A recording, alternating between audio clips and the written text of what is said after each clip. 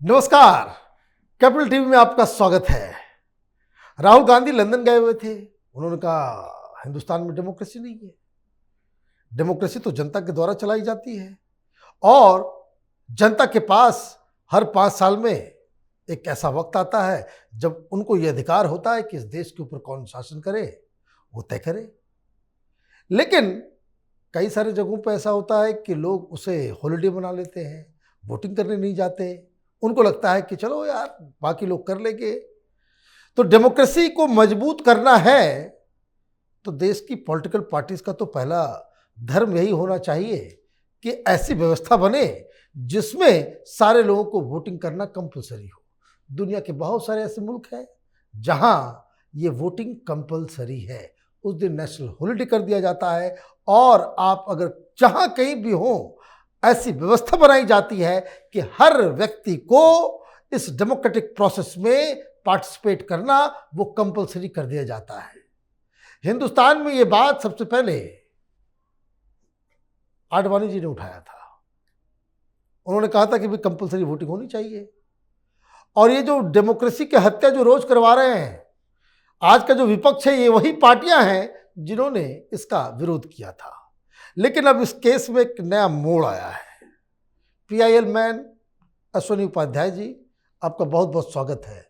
आप supreme court चले गए इस पिटीशन के साथ कि भाई बाकी दुनिया चिंता कर रही है कि डेमोक्रेसी को बचाया जाए, तो डेमोक्रेसी को बचाने का सबसे बेहतर तरीका क्या हो सकता है? Democratic participation, voting. और वो इन्होंने एक अर्जी लगाई है कि सुप्रीम कोर्ट ये तय करे कि इस देश में कंपलसरी वोटिंग हो, सबको वोट देना जरूरी है। हो जाए। क्यों आप चले गए कोर्ट में? देखिए, आप अगर डेटा उठा के देखें 2014 के जनरल इलेक्शन का, 2009 के जनरल इलेक्शन का या 2019 का जो इलेक्शन हुआ है, 2019 में कितना हुआ? 67% वोटिंग हुई है। यानी 100 में से केवल 67 लोगों ने वोट दिया है 2019 में। इसका मतलब ये हुआ कि 33 लोग जो है वोट नहीं वोट दे गए। सवाल ये है कि फिर लोकतंत्र मजबूत कैसे होगा? हम आज़ादी की 75वीं वर्षगांठ मना रहे हैं, हर चीज में अपने अपने हम आगे बढ़ रहे हैं, वैज्ञानिक अपना काम आगे बढ़ा रहे हैं, बाकी लोग भी अपना काम आगे बढ़ा रहे हैं। लेकिन हमारा लोकतंत्र मजबूत हम तब मानेंगे जहां 100% पार्टिसिपेशन हो, नहीं 100%, 90% पार्टिसिपेशन हो। 90 से कम तो नहीं होना चाहिए ना। 90 से कम तो मतलब फिर कैसे हम उसको कहेंगे हम बड़ा अच्छा काम कर रहे हैं। इसलिए मैंने PIL फाइल किया कि पहली बात तो ये कि दुनिया के कई देशों में, ऑस्ट्रेलिया में, कनाडा में, आपके ब्राजील में, बहुत सारे देशों में कंपलसरी वोटिंग है। बहुत सारे देशों में तो इलेक्शन डे फिक्स होता है कि संडे को इलेक्शन होगा। राइट। 48 देशों में फिक्स है कि संडे इलेक्शन होगा, उसको इलेक्शन डे कहते हैं। Sunday means election day. वहां ये भी तय हो जाता है कि आज इलेक्शन हो गया इस संडे को, अब 4 साल के बाद या 5 साल के बाद फला वाले संडे को इलेक्शन होगा। तो इधर इलेक्शन हुआ, अगला डेट भी फिक्स हो जाती है। हमारे यहाँ हालांकि वन नेशन वन इलेक्शन तो नहीं है, लेकिन हम कह रहे हैं वन नेशन वन इलेक्शन चलो बाद की बात है। कम से कम कंपलसरी वोटिंग तो हो जाए, मेच्योरिटी तो आ जाए। आज की डेट में जहां पे टेक्नोलॉजी इतनी बढ़ चुकी है कि वोट आप अगर कोई जरूरी नहीं है, अगर मनीष जी यहाँ नोएडा में बैठे हुए हैं तो जरूरी नहीं कि मनीष जी को अपने गांव में जाना हो, यहाँ से बैठे बैठे वोट किया जा सकता है। राइट। तो ये फैसिलिटी आज की डेट में टेक्नोलॉजी इतनी एडवांस हो चुकी है कि जो लोग बाहर हैं, नौकरी पेशे में है, मजदूर हैं, विदेश में है, ड्राइवर हैं, ट्रैवल कर रहे हैं। भाई भारत में लगभग 1 करोड़ के आसपास तो ट्रक ड्राइवर है। राइट। ट्रक ड्राइवर खलासी मिला के 1 करोड़ है। हाँ। तो 1 करोड़ लोग वोट नहीं दे पाते हैं।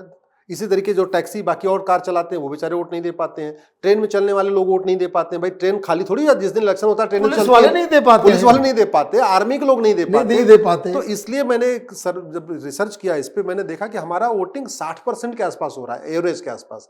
कई बार तो 55%, 50% पे। अब 50%, 55% पे तय हो रहा है कि कौन सांसद बनेगा, कौन विधायक बनेगा। इसका मतलब सबका पार्टिसिपेशन नहीं हो रहा है। लोग या तो नाराज हैं या दुखी हैं। तो हमने 2 इसमें ग्राउंड लिया। पहला कि अब टेक्निकली इस एडवांस टाइम में 100% वोटिंग पॉसिबल है। अब वो जमाना चला गया कि बॉम्बे वाले को आपको बिहार आना पड़ेगा, बॉम्बे वाला बॉम्बे में बैठे बैठे दे सकता है। दूसरा, कुछ लोग ये कहना कि नहीं हम नहीं वोट देना चाहते, हमें कोई पार्टी पसंद नहीं है, नोटा दो, तो नोटा दो। क्योंकि नोटा का ऑप्शन आ गया, पहले हाँ, नोटा नहीं था। तो तब आप कह सकते हैं भाई हमें 5 पार्टियां पसंद नहीं, 10 पार्टियां नहीं पसंद, लेकिन अब तो कम से कम आपके पास एक ऑप्शन, ठीक है कोई नहीं पसंद है तो जाके नोटा दबा के बताओ कि भाई ठीक है तुम्हें कोई पसंद नहीं है। लेकिन घर मत बैठो, एक दिन का जो इलेक्शन आपको टाइम मिल रहा है, सरकार से छुट्टी मिल रही है, बाकी काम मिल रहा है, तो कम से कम 1 घंटे 2 घंटे अगर मान लो लाइन में भी लगना पड़े तो लाइन में लग के दे दो। भारत लोकतंत्र की जननी है, ये सब हम लोग कहते हैं और है। भारत दुनिया का सबसे बड़ा लोकतंत्र है, हम सब जानते हैं और कहते भी हैं, लेकिन दुर्भाग्यवश भारत में सब लोकतांत्रिक देशों में अगर पार्टिसिपेशन देखें सबसे कम पार्टिसिपेशन होता है, ये दुख की बात है। सबसे पुराना लोकतंत्र, सबसे बड़ा लोकतंत्र, लेकिन पार्टिसिपेशन सबसे कम। इसलिए मैंने सुप्रीम कोर्ट को कहा है, फाइल किया, और हमने ये भी कहा कि चूंकि सुप्रीम कोर्ट ने कुलदीप नैयर केस में 2006 में बोला कि ये right to vote fundamental right है, तो फंडामेंटल राइट को इंश्योर करना ये सुप्रीम कोर्ट की ड्यूटी है। बिल्कुल सही बात है। जब सुप्रीम कोर्ट कह चुका है कि right to vote fundamental right है, तो फंडामेंटल राइट को इंश्योर करना, उसको सिक्योर करना, उसको लागू कराना, ये भी सुप्रीम कोर्ट की ड्यूटी है। इसलिए मैंने पिटीशन फाइल किया है कि इस पे इलेक्शन कमीशन नई टेक्नोलॉजी को यूज करे, बाहर का देख ले, बाहर कैसे कैसे मैंडेटरी चल रहा है, वहां पे क्या क्या है, कैसे प्रैक्टिस यूज कर रहा है, उसको देख ले और लागू कर दे। मेरा ये मानना है कि अगर कंपलसरी वोटिंग सिस्टम आ जाएगा तो इस देश की डेमोक्रेसी में आपको आमूलचूल परिवर्तन नजर आएगा। आपको पॉलिटिकल पार्टियों के बिहेवियर में बहुत बड़ा परिवर्तन नजर आएगा। बहुत सारी जगह नई पार्टियों की सत्ता बन जाएगी, बहुत सारी जगह जो एग्जिस्टिंग है वो चली भी जाएंगी, ये भी आपको बता रहा हूं, ये भी होगा, क्योंकि भी बहुत सारी जगह ऐसे भी होते हैं। बहुत सारे ऐसी पार्टियां हैं जो मात्र 25-26% वोट लेकर के आती है और इधर उधर करके वो राजनीतिक उसका फायदा उठा करके वो सरकार में चली जाती है। तो जहां मैक्सिमम पार्टिसिपेशन, मैं तो कह रहा हूं 90% अगर पार्टिसिपेशन हो जाए तो 90% से इस देश की पूरी लोकतांत्रिक व्यवस्था बदल जाएगी, सोचने का नजरिया बदल जाएगा। सांसद विधायक बहुत ज्यादा रिस्पॉन्स, भाई सांसद अभी क्या होता है, जो हमारे जनप्रतिनिधि वहीं जाते हैं जहां उनको वोट मिलता है, उन्हीं लोगों से मिलते हैं जो उनको वोट देते हैं, वोट करते हैं। अब मान लीजिए किसी गांव में 100 लोग हैं, उनको 50 लोगों ने वोट दिया तो 50 से मिलकर चले आते हैं। जब 100 लोग वोट देंगे तो उनकी मजबूरी है 100 लोगों से मिलना, 100 लोगों की बात को सुनना, 100 लोगों की समस्या का समाधान करना। ये जो चेंज आएगा ना, ये बहुत बड़ा चेंज आएगा।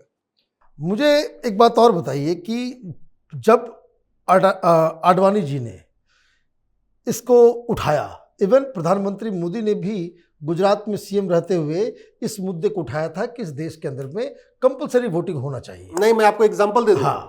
गुजरात के नगर निगम और प्रधान के चुनाव में कंपलसरी वोटिंग हो चुकी है, कानून बन गया। गुजरात पहला ऐसा राज्य है जिसने अपने लोकल बॉडी इलेक्शन में वोटिंग को कंपलसरी कर दिया। लेकिन नेशनल लेवल पे करने के लिए इसमें पार्लियामेंट में कानून बनाना पड़ेगा। पार्लियामेंट में इस पे बहुत सारी, जब उस दौरान जब डिबेट हुआ तो ये तमाम ये लोग, ये कांग्रेस पार्टी और ये समाजवादी, इस तरह की जो सेक्युलर पार्टियां तथा कथित, इन लोगों का बहुत विरोध हुआ कि भाई ये तो कोई जरूरी नहीं है। तो ये किस तरह की पॉलिटिकल पार्टीज ऑपरेट कर रही है देश में, जिनको देश की जनता से ही डर लगता है, और क्यों लगता है? देखिए, कंपलसरी वोटिंग का वो लोग विरोध करते हैं जो जाति के आधार पर पॉलिटिक्स करते हैं। जो जातिवादी पार्टियां वो कभी नहीं चाहती कंपलसरी वोटिंग हो, जो भाषावादी पार्टियां हैं वो नहीं चाहती कंपलसरी वोटिंग हो, जो क्षेत्रवादी पार्टियां वो नहीं चाहती कंपलसरी वोटिंग हो, जो रीजनल छोटे छोटे उसमें काम करती वो नहीं चाहती है। माइनॉरिटी अपीजमेंट वो नहीं चाहती कभी। भाई ओवैसी क्यों चाहेगा 100% वोटिंग हो? ओवैसी के क्षेत्र में 100% वोटिंग हो जाएगी, मुझे लगता है ओवैसी हार जाएगा। ओवैसी जीतता इसलिए है क्योंकि वहां 100% वोटिंग नहीं है, वहां 50-55% वोट होती है।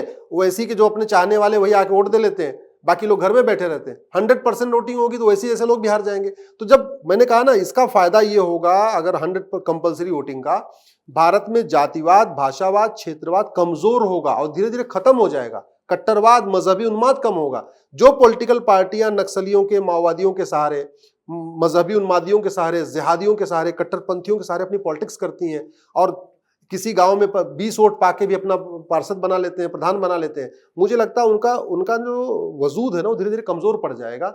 इसलिए जो लोग इस तरीके की पॉलिटिक्स करते हैं वो नहीं चाहते इसमें हो। राष्ट्रहित में है कंपलसरी। तो आपको क्या लगता है सुप्रीम कोर्ट में कल क्या होगा? देखिए, मैक्सिमम वो ये कह सकते हैं कि ये उसका इशू है, क्या बोलते हैं, पॉलिसी का मैटर है, सरकार का इशू है। लेकिन मैं तो यही कहने वाला हूं कि जब आपने 2006 में कुलदीप नैयर केस में आपने कह दिया कि ये right to vote fundamental right है, अगर लीगल राइट होता तो एक बार समझ में आती है भाई ठीक है सरकार करे ना करे जब उसकी इच्छा हो। लेकिन जब कोर्ट ने इसको एडमिट कर लिया कि फंडामेंटल राइट है, तो फंडामेंटल राइट पे अगर सरकारें काम नहीं कर रही हैं तो आपको सुप्रीम कोर्ट का court as a constitutional court protector of fundamental, उसकी ड्यूटी इस पे इन्फोर्स करना, कानून बनाना, डायरेक्शन देना। और इलेक्शन कमीशन को 50 ऐसे बार सुप्रीम कोर्ट डायरेक्शन दे चुका है। पहले क्रिमिनल्स अपना रिकॉर्ड पब्लिश नहीं करते थे, सुप्रीम कोर्ट ने आदेश दिया। पहले लोग अपनी प्रॉपर्टी नहीं बताते थे, सुप्रीम कोर्ट ने अपना आदेश दिया। इलेक्शन रिफॉर्म के लिए तो कम से कम कई बार सुप्रीम कोर्ट डायरेक्शन दे चुका है। ये भी इलेक्शन रिफॉर्म का मुद्दा तो है, बिल्कुल है भाई, डेमोक्रेसी को मजबूत करने का मतलब। Supreme court basic structure of constitution, ये थ्योरी कहीं कॉन्स्टिट्यूशन में नहीं थी। बेसिक स्ट्रक्चर को किसने स्टेब्लिश किया? सुप्रीम कोर्ट ने। कोलिजियम सिस्टम कहीं संविधान में नहीं था, किसने स्टेब्लिश किया? सुप्रीम कोर्ट ने।